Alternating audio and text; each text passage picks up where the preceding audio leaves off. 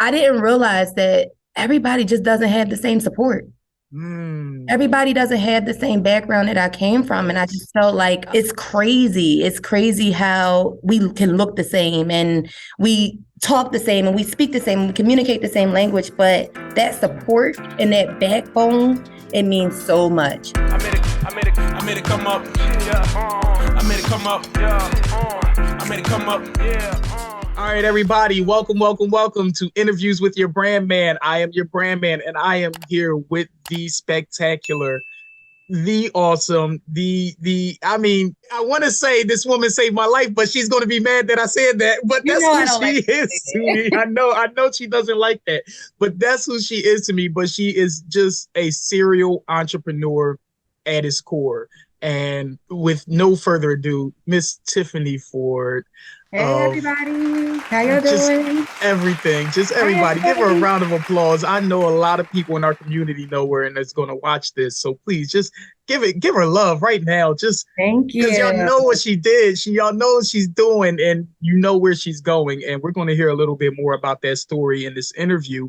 But Tiffany, please, can you tell our audience who you are, what you do, what you're about, and most importantly, tell us why you do it. Absolutely. Hi, everybody. It's a pleasure to be here. I was actually looking forward to this interview. You know, Jaret and I talk quite often. A lot of the time, just personally, we can do this for hours. So it's very natural. Not really anything that I gotta push for because this is just natural conversation for Yep. us. But for you guys, I will introduce myself. My name is Tiffany Ford. And like Jaret said, I am a serial entrepreneur. I guess that's what you can call it. Exactly. Um, I started my journey out with opening childcare facilities in the city of Philadelphia, and it's just blossomed into some other amazing opportunities and that I've decided to take and embark on. I am also the owner and operator of Leaders and Legends Performing Arts Academy. I have an event space in Philadelphia that is fairly new, but doing very well. I also do some real estate investing on the side and some small business consulting. So that is who I am. That is my passion. And you asked about my why. I love that question. Yes. And it's crazy because I think we talked a couple weeks ago about, you know, our whys and what it is that makes us who we are and why we do what we do. And I was able to identify that, you know, my why is simply just being able to help people, specifically children, be the best that they can be. Amen. And that's all I want to do. And I try my best to stay as true to that as possible. Amen. Amen. Well, thank you so much. And a lot of us are better for your why. And Yeah. so, with getting into that why, I really like to talk to people, entrepreneurs, about their journey and what started it, why they Yeah. started it, where it all began. Yeah. And you're at a phenomenal space right now. And there are people that can see the vision, but they really don't know the steps to take to even begin to get there. And Yeah. so the goal of these conversations are really to help people understand sometimes the ways to make those steps, you know, Yeah. because I think we all have our why in our corner. We all have our why in our hearts, you know, whether it is your family, whether it is making people better, whether a lot of it for a lot of us entrepreneurs is to inspire and to really be an inspiration. Yeah.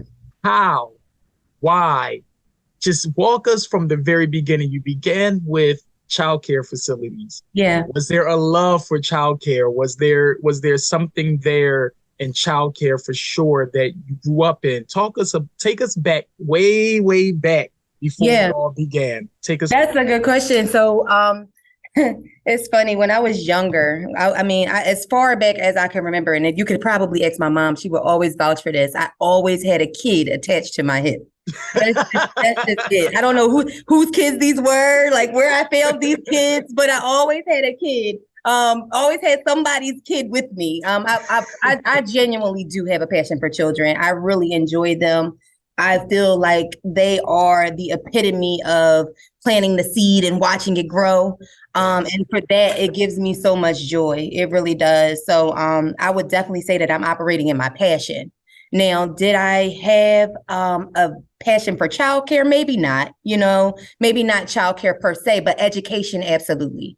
I grew up in a family of educators. My mother was an educator for 30 years and then later went on to become a school administrator. My father, while he wasn't an educator, he was still a part of the criminal justice system. So that structure and that discipline was always ingrained in me. With me, I had two very strong parents.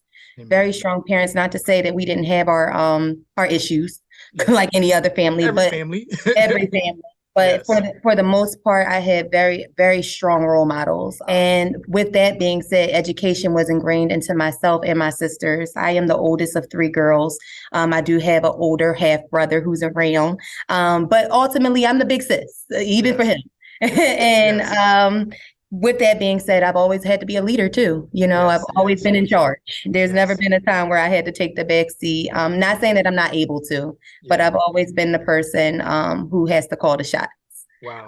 So since how old would you say that you realized that you had to be the person to call the shots, or that you were even calling shots? When did you realize yo, I'm calling shots? As early as 6 or 7. Okay.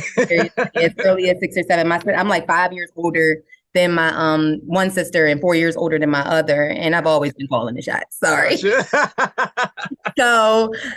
with that being said, I do feel like those qualities have always been ingrained in me. And the one thing I can say about my parents allowed me to do that.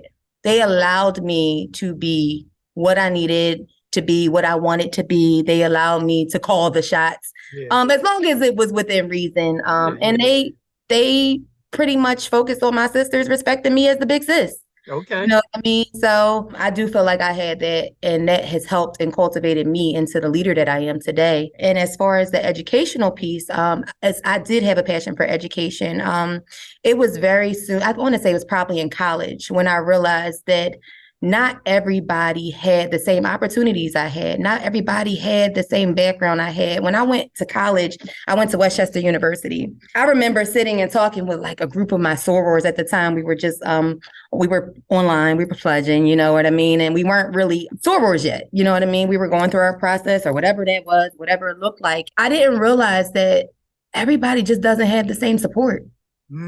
Everybody doesn't have the same background that I came from. And I just felt like it's crazy. It's crazy how we can look the same and we talk the same and we speak the same and we communicate the same language, but that support and that backbone, it means so much. It means so much. So I'm so thankful that I had that with my parents. And for that reason alone, I felt like education was the way that I needed to go. I majored in education at Westchester just because I feel like all children deserve an equal playing field.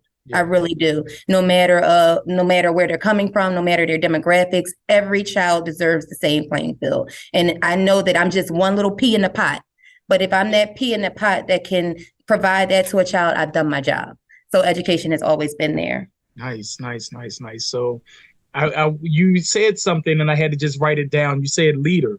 Mm-hmm. You've always been put in that position. Yeah. Can you just tell the people the name of your businesses? Absolutely. The name of my businesses are Little Leaders. And then I followed up with a Leaders and Legends.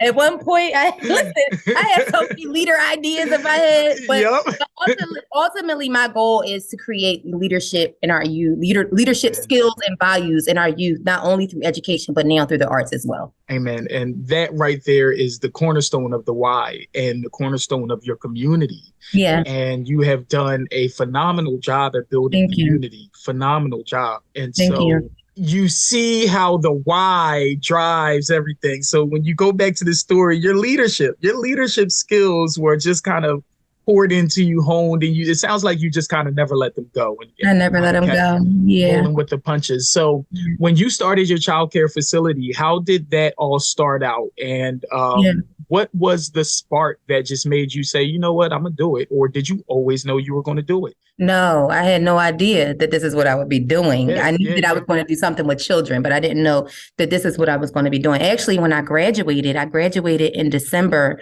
2006. So that's like a mid-year point. Mm-hmm. And I came out with teaching degree.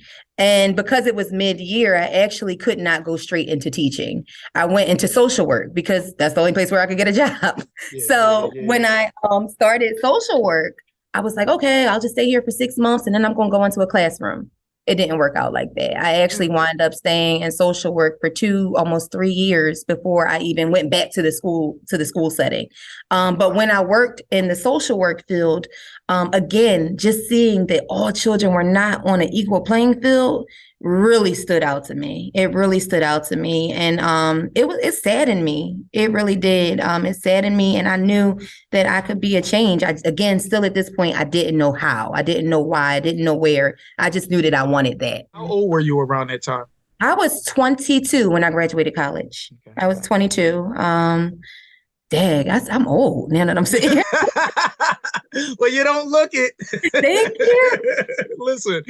Geez. It takes you back.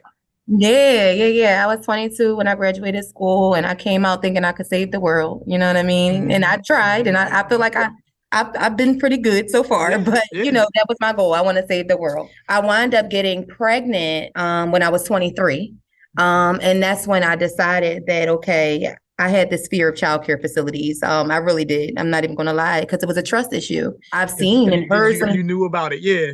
Yeah, I had seen and I heard horror stories, and the type of mother that I knew I was going to be, that wasn't going to work for me. So I said to James at that time, which is my husband, I said, listen, this isn't going to work. I'm going to go ahead and open a childcare facility. And he looked at me and he said, what? Like, what? I remember this conversation so distinctively. He was like, what? But at that point, I had decided that I was going to open something in my home. I didn't really have the funds. I didn't really have the monetary cost that I needed to open a full facility. So I started in my home. I kept my day job by doing social work during the day. And I wound up coming home in the evenings to a house load of children. Okay. So I did evening care for almost 3 years by myself with the help of my family and some friends that would come along when I needed help. And I realized that there was a dire need for childcare. But what I most liked about childcare was the relationships that I was building with the parents. I enjoyed being that person that they came to for input about age-related things where their children were concerned, the developmental related things where their children were concerned, being able to give them the skill sets that I learned in school, the skill sets that I learned so far in social work to help their children meet the expectations that they were looking for. So when I opened my first center, I opened it with the hopes of just creating a safe, nurturing environment that would create leadership qualities in children. Man, so I'm sorry, it's a lot because I know your story, and this is when y'all get, we gonna get there. Okay, so my next question. So 3 years you were in this, you were working side by side in social work, and you were coming home in the evenings. 3 years you were building your community. So you said at the beginning you didn't have the funding for it, but you ultimately acquired the funding somehow in order to move to the next stage where you acquired your building. Talk about that transition right there from home to building. The difference. And were you still working when you opened the building? Just walk us through that. Okay. Yeah.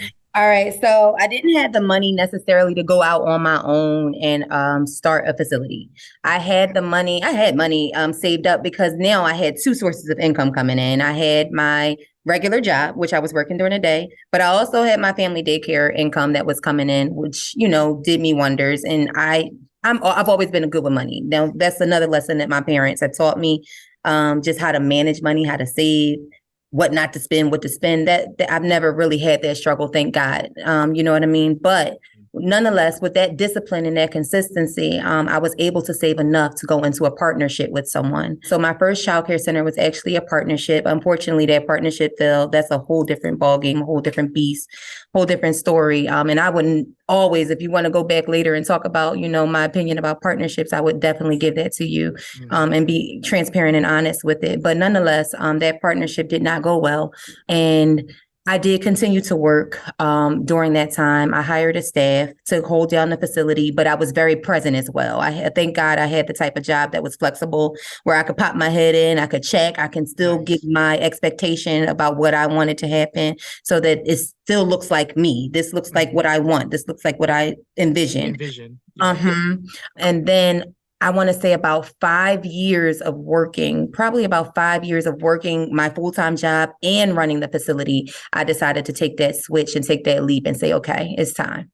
You can do this. And I mean, I probably could have done it earlier, but it was fear. It was fear. It was fear of the unknown. You know what I mean? Like I said, I'm disciplined. I'm super consistent. So it's like when I don't know where it's going to come from, I get nervous. You know, I know that God is going to cover me. I know that, you know what I mean? But it's still a matter of, human instinct. So you never really necessarily set a number where you said, okay, if this business makes this amount, then I'm out. Was that number anywhere near what you imagined when you actually made that transition and said, you know what, I'm going to focus full time on the business? The number was where it needed to be. It was where it needed to be for me to be comfortable. Did I want more? Absolutely. Who wouldn't? You know what I mean? But it was where it needed to be for me to be comfortable. Now, what I can say is that I didn't realize how much financially my business would grow when I put my all into it. You know what I mean? When I decided to say, okay, enough is enough. I got to leave the social work thing. I have to focus on just this. That is when my business went from here to boom. You know what I mean? Because I had the time and the energy to manifest everything that was in my brain, and to not even manifest it, but to be able to convey that to the people that were working for me. This is where I want to go. This is my vision. Amen. Yeah. Double loaded question. So the time frame that it took for that seed to kind of go boom when you focused in, because it does make more sense. Now you have time to put everything everything in your brain into your brainchild, and you have the ultimate time to focus on it. So how much time did it take for that to go like that? How much time did it take for that to grow? I'm going to say it took about 3 years. Okay. 3 years of consistent me being a part of this vision as an everyday operator, me being there, me being present. It was a good 3 years before I started to see some real even financial growth within my business, the way I was running my systems and everything like that. It took 3 years to develop. It wasn't something that I could do overnight. I knew that slow and steady won the race. I knew that if I go too fast, I might mess up. I knew that. So I took my time. You know what I mean? I literally broke down all the walls of the business, and I pulled out all the pieces that I wasn't happy with, put to the side the stuff that I thought was going well. And I dissected each single piece to make sure that I understood, okay, this is how this is going to work. This is what needs to happen when this happens. And it took time. It's almost like a research project. You know, it's trial and error in business. It really is. And for the record, how many years in business are you? I'm at year 15. Thank you, Jesus. I made 15. It. Y'all hear that, yo? 15 years, because you made it. You made it past the mark. I think 90% of small businesses don't make it to 15 years. Not just small Black businesses, small businesses. 90%, about 85 to 90% don't make it. You made it. So we're talking about 8 years into the childcare. No, it sounds like we're talking. I'm adding. I'd say about 8 years. About 8 years into childcare. That's when, from the start of my family childcare until about the 8th year of Little Leaders being open, we were still in that growth and development phase. Gotcha. By year 8, and granted, some people say it takes 5 years. I'm gonna say it could. You know what I mean? But remember, I wasn't giving it my all. You know what I mean? Yeah. I wasn't giving it my all at first. I was doing it, I was running it, but I wasn't giving it my all. When I put my all in, it took another 3 years. Wow. Okay. So now walk us through, you done dissected, you did what is pretty much like the 80-20 rule. You want to make sure you're paying attention to the 20% that is giving you the 80% of the outcome.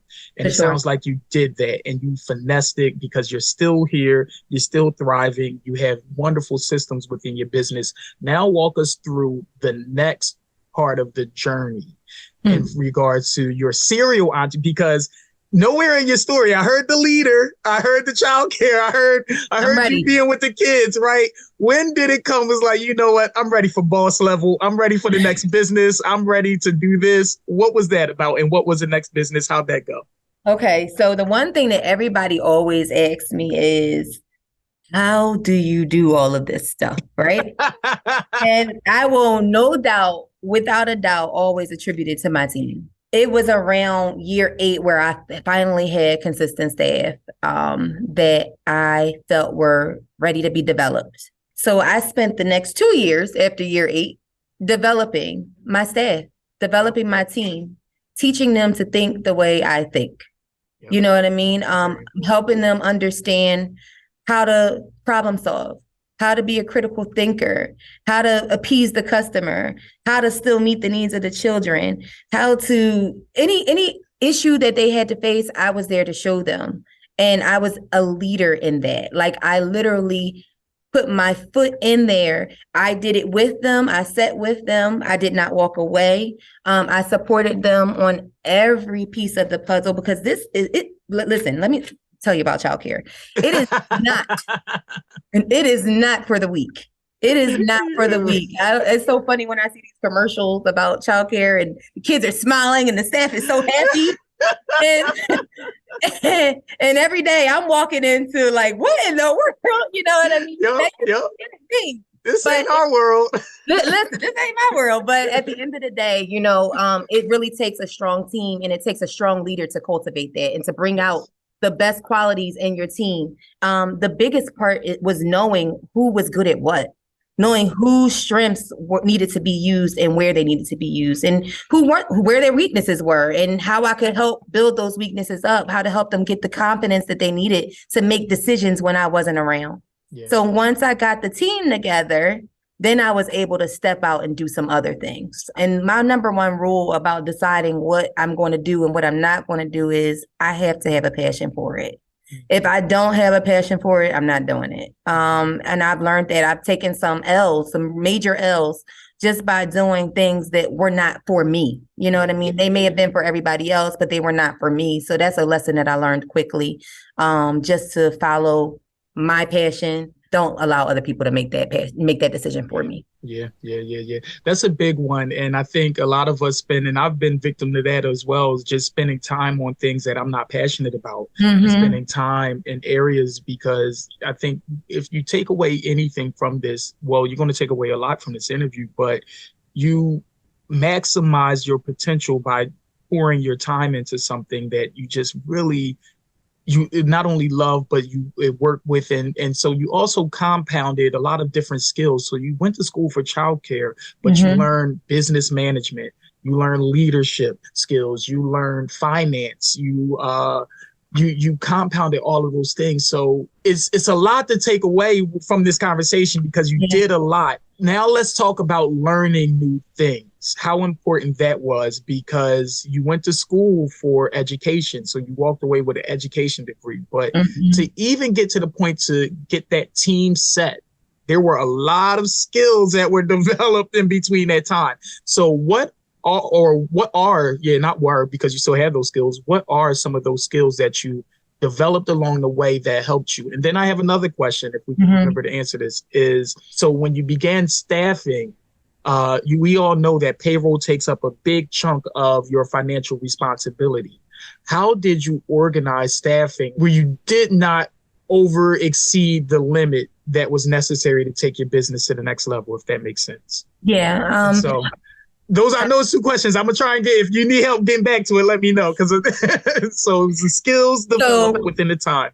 So the first question, yes, the skills that I've developed over time that have helped me be able to get to where I am today. I would say the first skill is definitely time management. Time management I have had to work on. I've had struggles with it, not because I can't handle it, but because as business owners, we often take on way more than we can chew. So it's funny because I feel like I just mastered this like last week. I'm not even lying. It's the biggest fact. It's the biggest fact. Mastered it last week. For years, I was buying planners. I wasted so much money on planners, and none of it None of it ever worked. I couldn't figure out why. But no, seriously, the biggest thing that I've learned is not to take on too much. Seriously, only set yourself to a certain amount of tasks a day. After that, it goes to the next day. Set boundaries for your time because your family needs you. That's something that I learned. My family needs me. They need me to be there. They need me to be present. So creating boundaries with my time, making sure that I work, although I don't work a 9 to 5, I work a 9 to 5. And when I get home, I need to constantly remind myself that this is my time for them, or this is my time for my daughter. She needs me. You know what I mean? And then maybe at night I might come back to work, but time management has definitely been key. Another skill that I've learned is just the power of saying no. The power of saying no. Everything cannot be done to please the customer. I get customer retention is key, or staff retention is key. Or parent retention is key, whatever it is, all of it is key. But at the end of the day, there are boundaries. And if it's not going to work for the overall big picture, it's a no. Yep. I understand. Some people, that's another thing. Oh, the third thing is be okay with not being liked. I'm okay with it. Okay. Like, these are key core things though. Yes. Yeah. Because you're building community, and everybody is not going to be welcoming or welcomed or inviting or be the best part of your community. Yeah. And so, I'm going to write this one down because I'm already like 3 questions ahead. Keep going. And that's a real thing, Jaret. Everything is not for everyone. Yep. And I remember when I first started, I'm going to go back to 2011, 2010, where people would be like, oh, can I get a couple hours here? Can I work here? I need a couple dollars. I'm like, yes. Sure, come. Yes. I can't do that anymore. Like, I literally can't do that anymore, because if the person's vision or thought process or morals are not lined up with mine, it is not going to work. It's going to be a catastrophe at some point. It might not be right away, but eventually it will be. And I have had to learn that the hard way. So when I set those boundaries for myself and for my business, I also saw growth. Amen.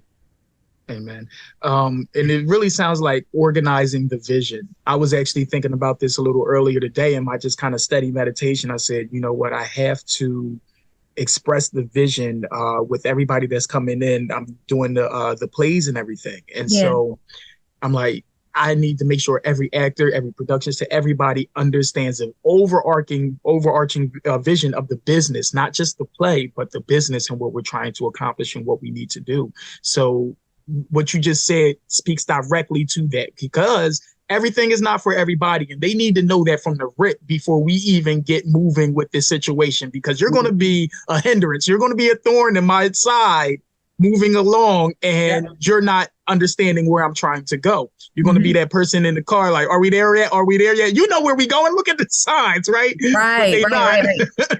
So very important in building community there. Great. You gave us three phenomenal. I have one more too. Another thing is honesty. You know what I mean? Not only being honest with yourself, but being honest with the people that you're working with and that's on your team. Look, this is what I'm able to do. This is what I'm not able to do. This can work. This cannot work. I think sometimes as a leader, especially new leaders, because I've been there, I really have, we handle things passive aggressively. That doesn't work. We gotta be direct. We have to be straightforward. We have to talk and we have to say what's on our minds, even when it may be uncomfortable. You know what I mean? Once I got past that hurdle, boom, business grew. You know what I mean? So yeah, it's definitely a lot of self-development in this thing, in this entrepreneurship thing. You learn a lot about yourself. So amazing, because listening to this, it just reminds me personally that everybody, we always get the quick get rich concepts, right? We always hear a lot about that. Like, come here and you flip this house and you'll get this for $1 million and this and that and this and that. And it doesn't matter what kind of podcast or informational thing I listen to about millionaires or billionaires, is everything that you speak of. It is mindset, time management, honesty, just like pure core values for self-development. Which really makes the difference in regards to where you go. And I really want people to take away that there is no quick turnkey situation solution. It is a compound interest of good skills over time, developed, applied, tried, renewed, and kept pushing. For And sure. I love that fact about it. So the second question I had about staffing is you were able to set your staff and get them. You said it took 8 years to really Yeah. establish them and establish the community around what they need to do and where they need to go. Talk about that expense, because that is a lot for new entrepreneurs that are taking that on. Even when I worked in nonprofit, payroll was just a big thing and a big deal. And it's just like, when certain things aren't covering payroll, where do we go from here? How do we pull extra money in? And did you ever hit that wall? Now I'm asking another question in there, but did you ever kind of hit that wall and be like, yo, I need to get in more money from over here? And then boom, another source of income arrived because you were faced with some financial crises in a sense. Yeah, for sure. So payroll is definitely the biggest expense in my business. I'm pretty sure most people can speak to that, people who have employees. But payroll is a big expense. The one thing I can say about payroll is never take shortcuts. A lot of the times I'll get questions, even in my consulting, about how to pay people. And, should I pay them under the table, or should I pay them as 1099? Should I pay them as W-2? And my advice to you would always be to pay them as W-2. If they are an employee and a real employee and they have that status, pay them as such, right? With payroll comes payroll taxes. That's a whole nother liability. And workman's comp insurance. They all go hand in hand. So it's really important that when you are budgeting your payroll and when you are creating your overall outlook of how much you're able to spend on that, you leave some cushion space. You never want to budget to a T. So if it's going to cost me $8,000 to complete, a payroll, I'm not going to budget people or schedule people for it to be exactly $8,000. Nice. My rule is to give me a $2,000 cushion, and it usually works for me. So again, everybody's situation is different. But what I can say in my situation, that's my rule of thumb. I don't schedule unless I absolutely need people. I don't schedule to make people happy. I schedule people based off of the need for my business. And again, these are things that I talk about with my employees when they walk in the door. You know what I mean? This is a company. So overall, the goal is to see a profit. If I'm exhausting all of my money on my staff, then I had to make some changes. And that's when you start scaling your business and you try to figure out, okay, this can work a different way, or this is working, but it may not necessarily be necessary. I might have to push that to the side. And that's what what you're paying your unemployment insurance for. It protects you. It protects you in the case that you have to get rid of an employee, or you have, because of funding, not because of anything else other than that. You're low on funds and can't really sustain them in that moment. You may have to send them the unemployment route. It's definitely cost. It costs the employer to do that, but it's an insurance for employers. And we have to know how this works for us. A lot of people are scared to hire people because they're like, I'm not going to be able to do it. But I'm telling you, without you getting that employee, without you hiring that first employee, it's going to be very difficult to grow this thing the way you want it to grow. It's a big fact because the time is the biggest commodity. Yeah. And you spoke to it, time management, know. And so with that, in order to grow, it's only but so much you can do in amount of time to grow. So you need other people's time to grow. And you need They're saying time is money means everything in entrepreneurship. Time is absolutely money. Money don't make no time. Time makes money, but time money makes does money, not. But money doesn't make time. Yeah. And that's a really a key statement.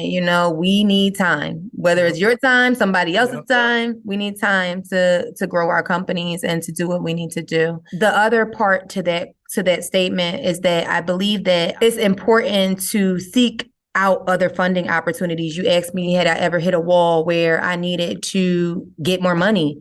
For sure. There was a point in time in my business where, first of all, daycare is very competitive. If I have a daycare down the street that's hiring staff that have better credentials than me, I need to figure out how I'm going to be able to match with their matching so that I can be in the same running.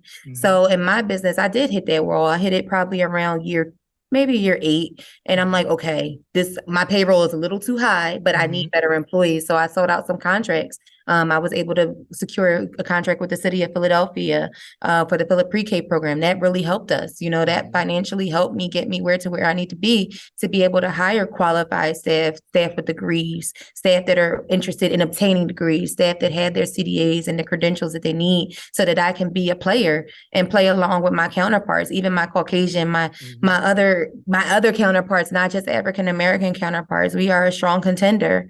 I want to be able to offer benefits and all of those things to my employees so that they can see that this is a place where they want to stay. The goal is to retain your staff. So as an employer, I need to make those decisions that are going to help my staff feel comfortable while they're here.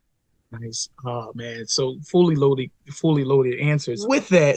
Because you said a lot, and it admires because you, and even how you speak, you learned a lot along the way. I did.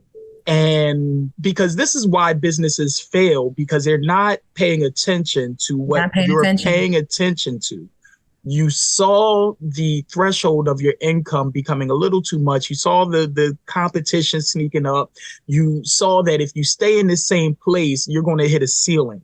So I need to find some other forms of revenue. But you necessarily didn't go like a fish fry route, right? You was like, let me go get some city contracts. Yeah, there's nothing wrong with a good fish fry, Jaret. Yeah, now there's nothing wrong with it, but that has a ceiling too. Right. Because it's like you played in the lake where the sharks are. You know, you didn't necessarily, you were like, I'm not going after the small fries. I'm going after the big fries. For sure. And you went after the city contract, which you definitely already acquired clearly. And it took you then again to the next level. Briefly discuss what you went through and had to learn once acquiring the city contract, because I'm sure it did something different to the construct of your business. For sure. You're getting those grants. Everybody talks about grants and contracts and all that stuff, but they require something for that money. So So prior to getting city grants and some government funding, I've had quite a few grants at this point that I've had my hands on just to help grow my business. I was able to spend money how I felt like spending it. It was mine. You know what I mean? It was mine. I could do what I want. But now it's a little different. You know, there's somebody there behind me saying, okay, we're going to give you this money, but you had to spend it the way I tell you to spend it. If you say that you're going to spend it on staffing, then it needs to be spent on staffing, and you need to show that it's spent on staffing. If you're going to say that you're spending it on program supplies, I need to see every receipt. I need to see every transaction that you made.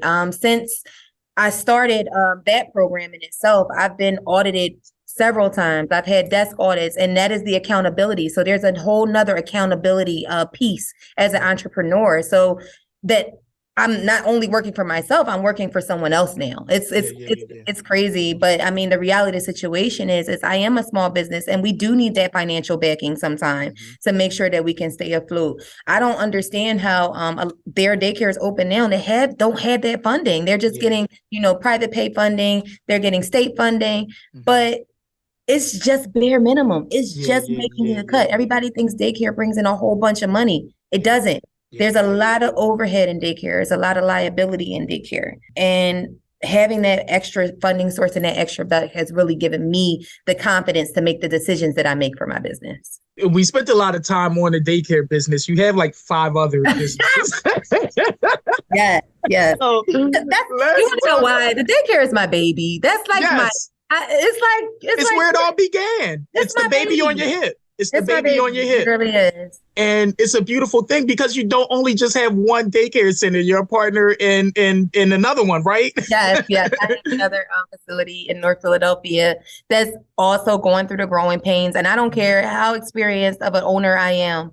Every business has growing pains. We're going through growing pains right now. You know what I mean? And it's okay. It's part of the journey. It's part of the journey. And we take these things that happen within those businesses and we learn from them. The goal is not to repeat the same mistake twice. I say that all the time. You will never see me repeat the same mistake twice. It might be close. It might be similar. It's not the same because I tried something different and I'm not afraid to try. Big facts. So In these other businesses, so clearly let's talk about now, and you spoke to the core of being able to be a serial entrepreneur is to place community where community belongs and where they need to be. Yes. So with your other businesses and creating those communities around your other businesses, talk about, because now you have a little bit more experience doing it. How fast did it take you? Did you notice that it took you a little fast? You did it a little faster than you did before in building one community. And do you think that every business and every brand of your business needs its own community, or is it centralized under the leadership brand of Tiffany Ford? So I like to centralize my community. I don't think that it matters if every business has its own culture or own community. I don't really think that matters. The way I like to work is I like to work everything under the same umbrella and the same with the same mindset. So for me, building a community started simply just by leading by example. You know what I mean? When I come into the door, there's no way, I don't care what I'm going through at home. I don't care what I'm going through, right before I walked in here, you will never see it. Yep. Nobody will ever see that because I believe that when you come to work, you come to work. You know what I mean? And I strongly believe that. And I also believe that if I am doing and I don't have a problem getting down and dirty and doing what I'm asking you to do, then you should be able to do it too. And then if you're not able to, then I'm able to say, that's not the right. You ain't get the vision. You're not getting it. You don't understand the assignment over here. You know what I mean? So it's one of those things. And I've had to do that. Like I've done it on the first day of seeing somebody there, in one of my facilities. Like I thought that this was who you were. This isn't who you are. It's not going to work for me. I am very big on cultivating that and saving the autonomy of my community by any means necessary. It means the world to me because it took too much and it took too much work to create. And I do believe that people sometimes can be cancerous. You know what I mean? Boy, they can be poisonous to an organization. If you see that it's not working, let it go. So true. Wow. So you build this entire community around your business. So you have a centralized brand of this leadership. And so all of your businesses kind of are under this one umbrella. How do you acquire new members of your community? So remember I said back in the day, I used to hire anybody like, hey, come on to work. But now I take a little bit more time and I actually scout. Word of mouth is the best source of advertisement, even for hiring, not just trying to gain new customers, but word of mouth is absolutely a great source. Somebody may come to me and say, look, I think this person may be a good fit.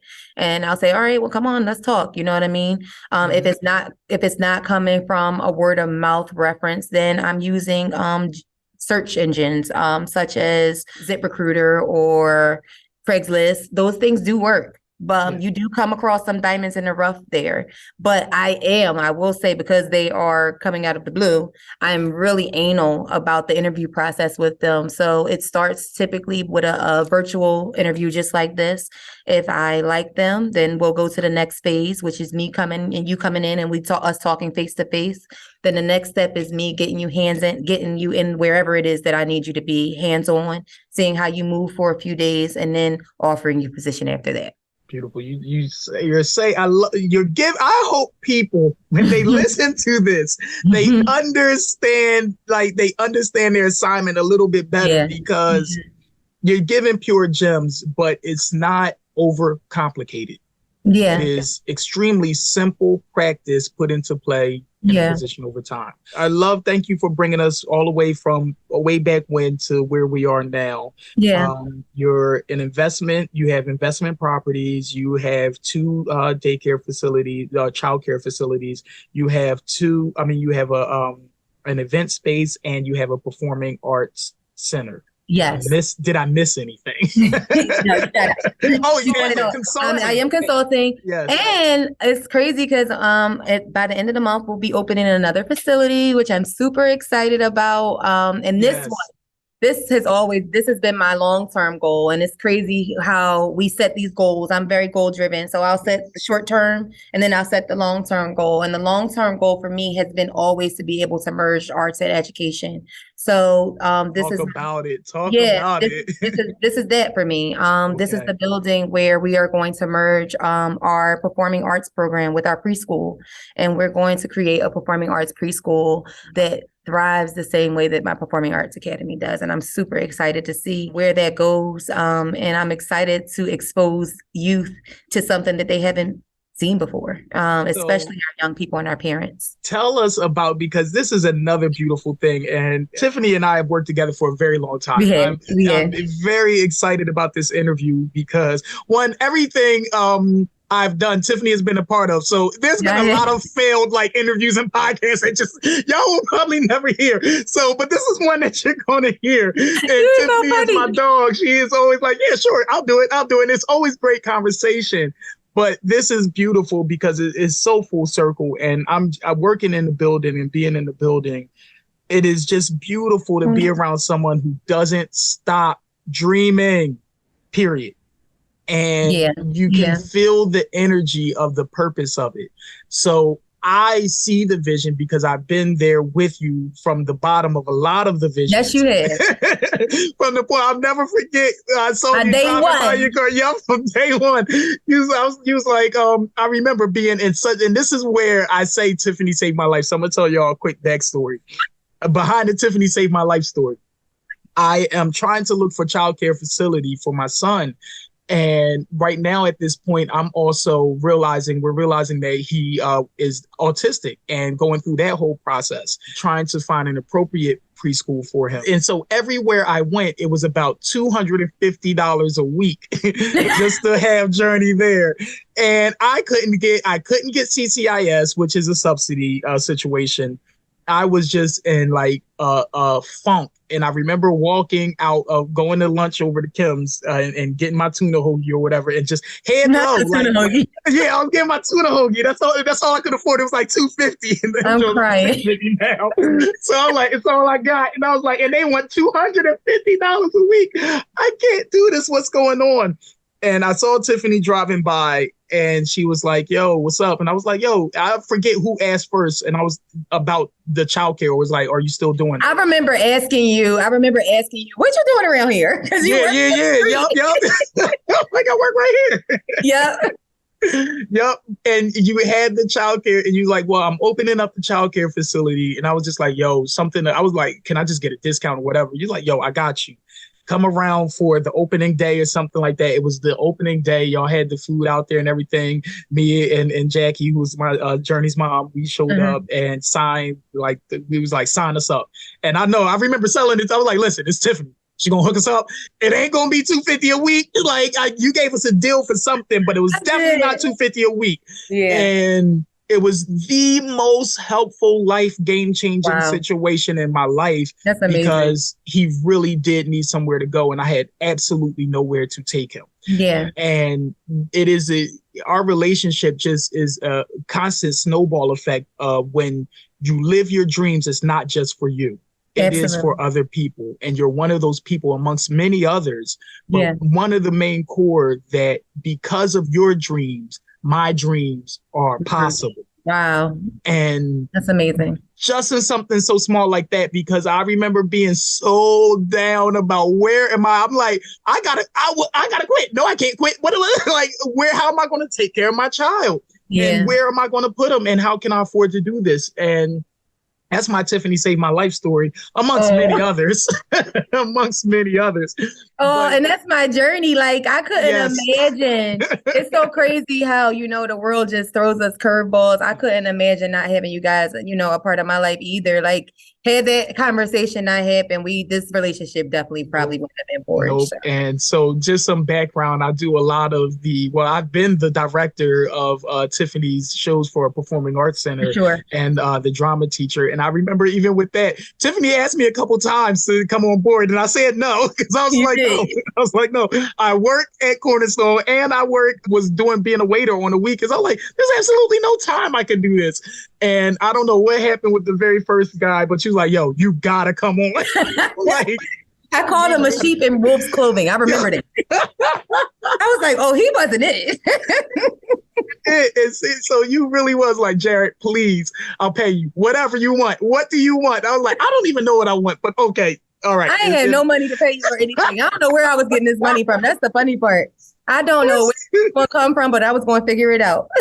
But I love it too, because that's how you kind of find your generals of your community, I would say. The ones that aren't there necessarily for the money, but they see the vision. And that's how I've always been. And it's always been the case with I'm like, Tiffany, I don't do this for the money. I was like, I see where we going. Like, let's just ride the train till we get there. Yeah. And it has been an awesome ride, and we have created some phenomenal productions. And we have done some work. That is another story in this case, but the fusion we built is to the point now where it's so much easier. Everybody knows where they're supposed to go. Everybody knows what they're supposed to do. We run a production like that. It's very smooth. So I know the importance of cultivating a team over time just by watching this process and being a part of this team. The longevity, it speaks to your mindset and your willingness not just give up, but not to accept no from like the universe in a sense, right? Not to accept the limitations that you see. And you can forecast very early from what I'm hearing in this interview and what I hope people pick up. Like, so before we go into our fire round question, talk about that forecasting part. Okay. Talk about and you spoke of some of the failures. Talk about the forecasting and the failures. So my motto now is just to be proactive and not reactive. So like I said earlier, just taking lessons that I've encountered or failures that I've encountered in the past. I'll even give you one failure off the bat that I can think of. And it has to do with money management. You know what I mean? Like I said, I've been good with money management, but managing large sums of money is a whole different beast. It's a whole different beast. You overextend yourself financially. You know what I mean? You think that you got something and you really don't. You know what I mean? Just learning how to navigate my way through budgeting for S corporation. It's a whole different beast. Just another failure that I've had is just not accepting anything from anybody. I talked about that earlier. I don't do that anymore. I can't accept it. Like, I literally have to stand my ground because, again, I have something to protect, something that's so great and so beautiful. And people don't understand where you started. They just see where you are right now. You know what I mean? Just being able to protect that is key. And just not letting people in your space. They don't belong there. Like, so to talk about the expectation of people when how does that feel like and that's like kind of on a personal level, because we as entrepreneurs, we have a personal life and people expect us to be one way or think one way, but really freaking busy.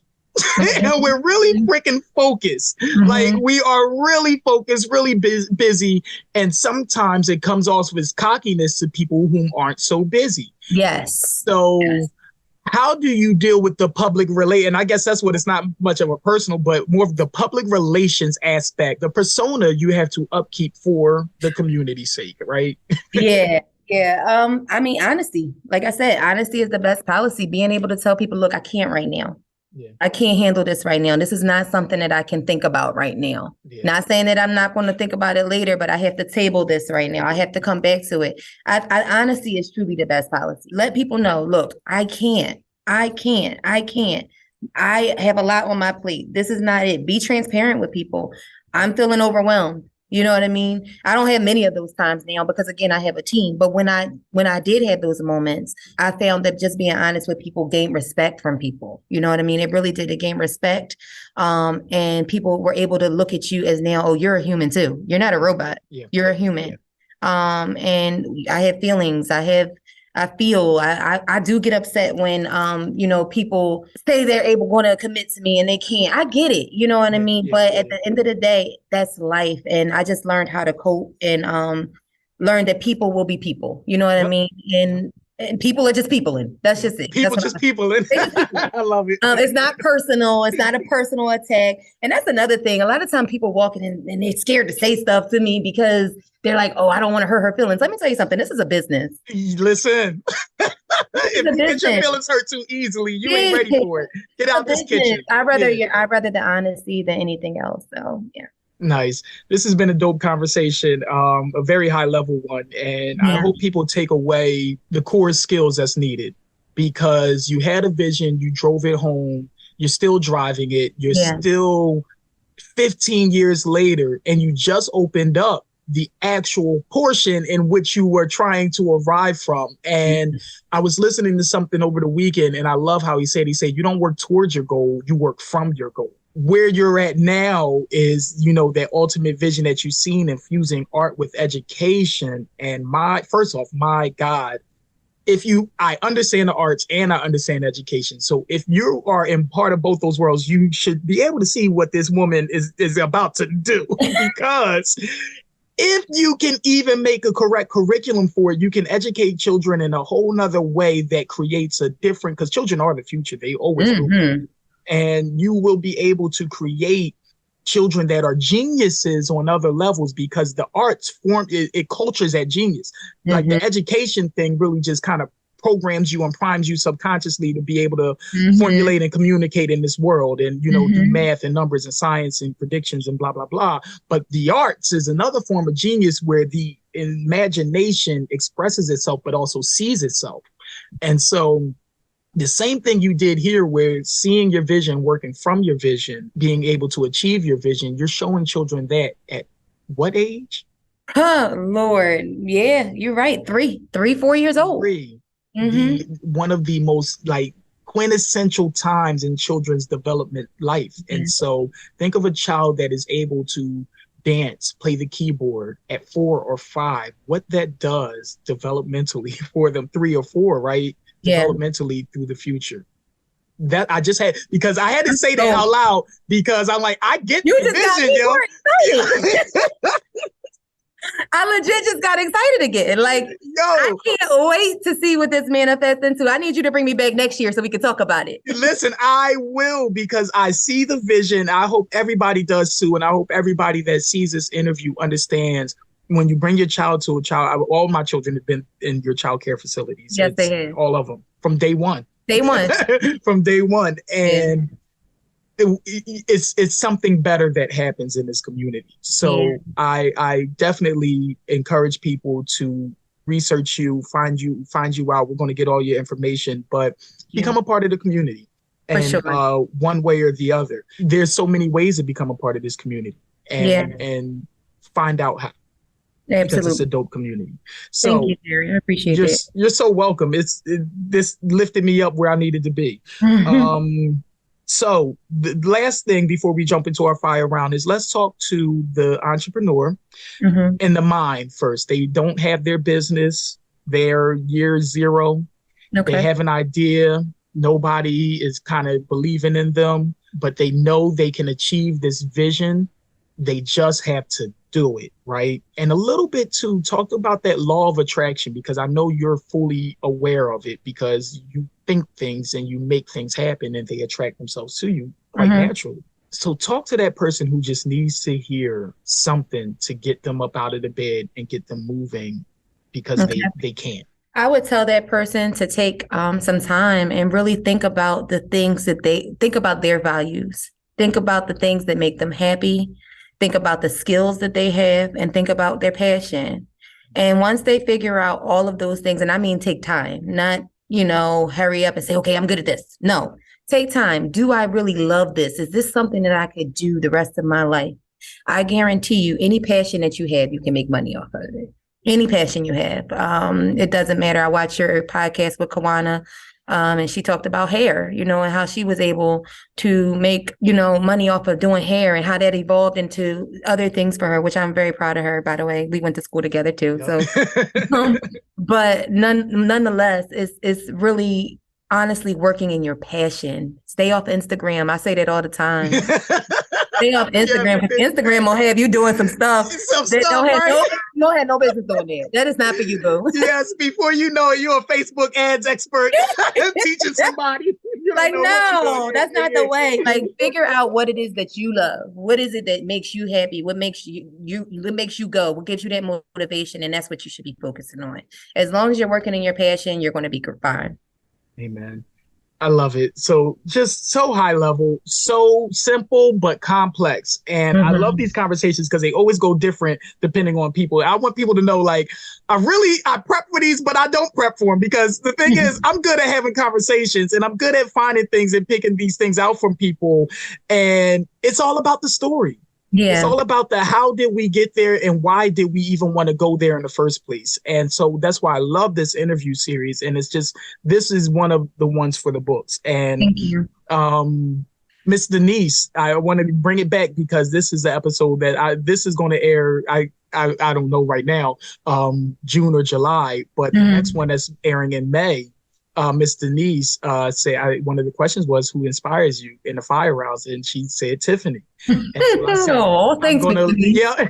I said, y'all are going to see Tiffany, and I want you, now you know why. Now you know why. Thank you. I appreciate that. I'm just so happy that I can inspire people. Like, listen, Miss Denise tells me all the time, though. She's like, listen, I just love that you go after what you want and you do what you want. That's me. It's admirable because a lot of people, you fought that, and rounding it off, I promise, but I love how you said too, bringing it back to that leap you took to going all in on your business. It was the fear that hit you, right? It definitely was.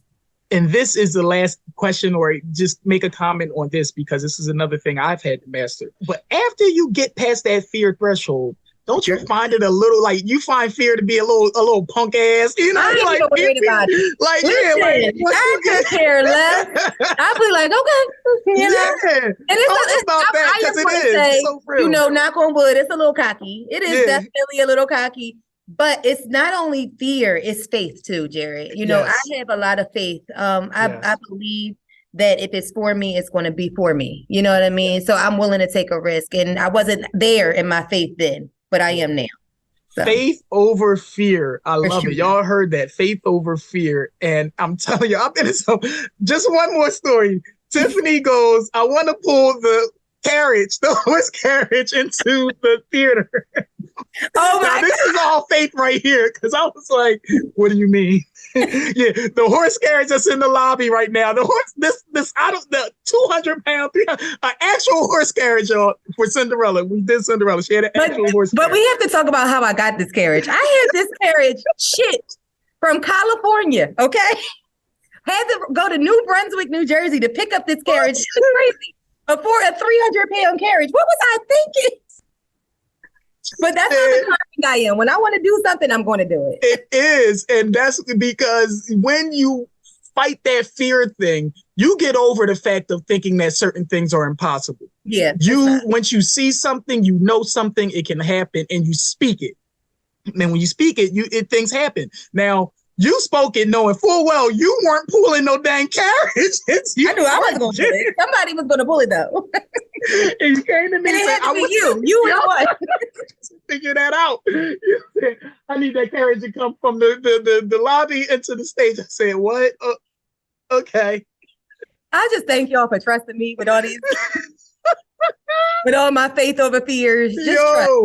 It's the biggest thing. I went and got the fellas and I said, all right, Tiffany wants this. And they're like, Tiffany wants what? I said, Tiffany wants carriage in here. All right. So we all scratching our heads, looking at like two of us like, all right. Oh, but lo and behold, we were able to get that carriage in there. Man. And it was good times. But that's the type of person you are. Yeah. But it's not the type of you got to understand the availability of just being able to live your dreams, y'all. Like you got to believe that certain, like, don't let anybody tell you that something can't happen. For sure. It can always happen. It's just the mindset you put into it. And you have a very focused and positive mindset too. Like, I want y'all to take away the fact too, that she said when she walks through those doors, the problems leave, stay at the door. For sure. And when I was making the operations manual for the summer camp, that was one of the main things for staff. I said, leave your problems at the gate. That's rule number one.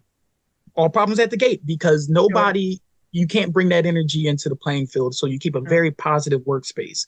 And that speaks a lot to the power of your community. Thank you so much. You're so welcome. All right, fire round questions, guys. We're out of here. I'm ready. All right. You have 5 seconds to answer them. 5 seconds, you're done. Buzzer beats, the same thing. All right. So, one word to describe you. Talented. Okay. Where does your strength come from? My daughter. All right. Who do you admire the most? My mother. What is your favorite thing to do? Eat. Dude, it's so funny. I was telling Sharon, say, all the women say that. Every last woman, yes. I like to eat. Yeah. Every woman. It's so funny. I'm like, I wonder if this is going to be a running theme. That's funny. Do you consider yourself successful? Yes, absolutely. Give me 3 things you have to do every day that contribute to good habits. Spend time by myself. Talk on the phone to my trusted confidants. And look at my calendar. Okay. All right. Who inspires you? Oh my goodness. My mother. All right. My mother. In 5 years, where do you see yourself? In 5 years, I see myself still here. I love what I do, Jaret. I know that's right. I love what I do. I'm not going nowhere. I'm going to be here working with these kids and running property somewhere. I don't know. I love it.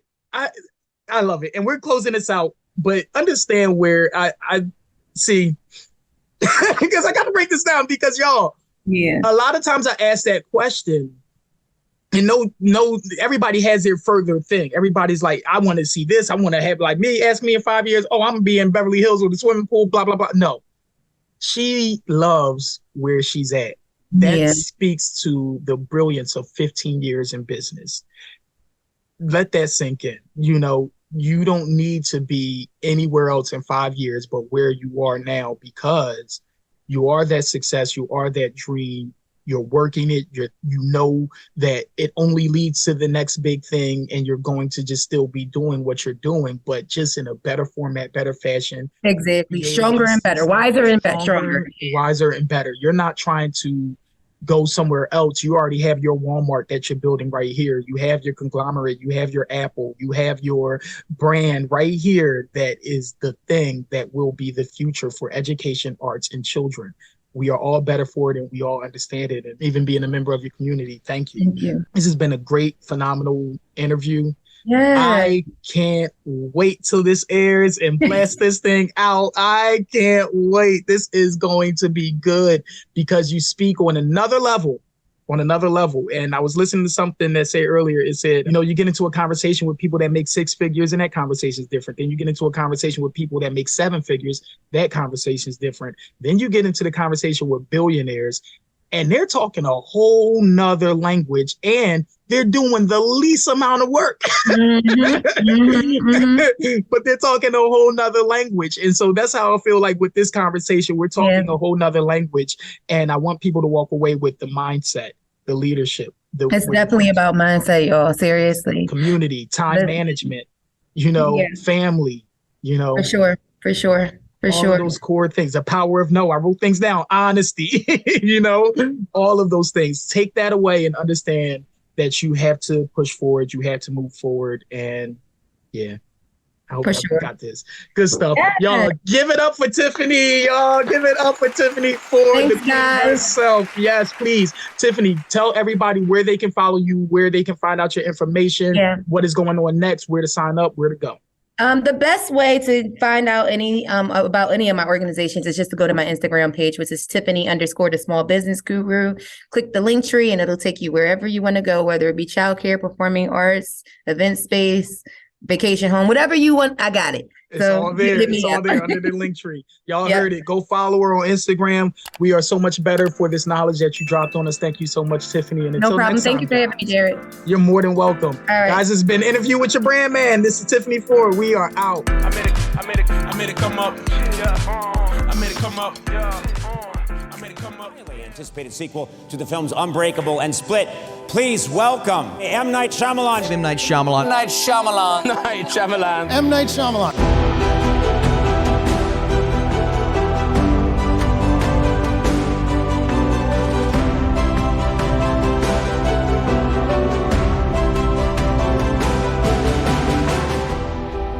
My name is Courtney Lene. I'm Siani. Hi, my name is Shahida. This is your big homie TC Stone Caldwell, and I am here to invite M. Night to the Josiah Enterprise Theater Festival. Come on out and join us.